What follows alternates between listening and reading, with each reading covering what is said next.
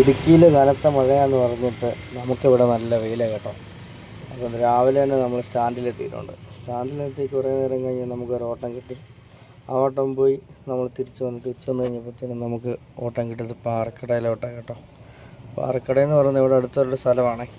അപ്പോൾ ഇവിടുത്തെ പ്രത്യേകത എന്താണെന്ന് വെച്ച് കഴിഞ്ഞാൽ കടകളെല്ലാം പാറയുടെ മണ്ടയ്ക്കായിരിക്കുന്നത്. അതുകൊണ്ടാണ് ഇവിടെ പാറക്കട എന്ന പേര് വരാൻ കാരണം. ഈ സ്ഥലമൊക്കെ പാറക്കടയിലുള്ളതാണ്. ഈ പാറക്കടയിലൂടെ വെള്ളം ഒഴുകുന്ന ഒരു പുഴയായത്.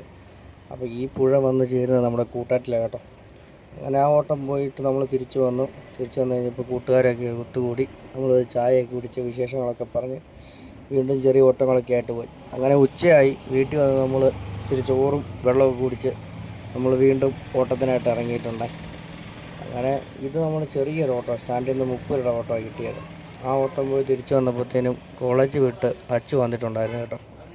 അങ്ങനെ അച്ചുവിനെയും കൂട്ടി ഒരു ചായ കുടിക്കാൻ വേണ്ടി നമ്മൾ ചായക്കടയിൽ ചെന്ന് നമ്മൾ 2 ചായയും ഒരു ബോളിയൊക്കെ കഴിച്ച് തിരിച്ചു പോകും. അത് കഴിഞ്ഞ് നമുക്ക് ഇച്ചിരി വളം എടുക്കാനുണ്ടായിരുന്നേ, സ്വന്തം ആവശ്യത്തിന് വേണ്ടി കേട്ടോ, നമ്മുടെ ചെടിക്കിടാൻ വേണ്ടി. ഇപ്പോൾ റോയൽ റേഞ്ചിൽ നിന്നാണ് നമ്മൾ വളം എടുക്കുന്നത്. കർഷകരുടെ മിത്രം എന്നാണ് ഇവരെ അറിയപ്പെടുന്നത്. അതൊക്കെ പോയി തിരിച്ചു വന്നു കഴിഞ്ഞപ്പോഴത്തേന് സമയം രാത്രിയായിട്ടുണ്ട്. അങ്ങനെ ചെറിയ ഓട്ടങ്ങളൊക്കെ പോയി. ഇപ്പോൾ ഏകദേശം രാത്രി ഒരു 8 മണി. സ്റ്റാൻഡിലാണ് 8 വണ്ടിയോളം കിടപ്പുണ്ട്. എന്നാരും വീട്ടിൽ പോകുന്നില്ലെന്ന് തോന്നുന്നു. അത് കഴിഞ്ഞ് നമ്മൾ ചെറിയ ഓട്ടങ്ങളൊക്കെ പോയിട്ട് തിരിച്ച് നേരെ വീട്ടിലോട്ട്.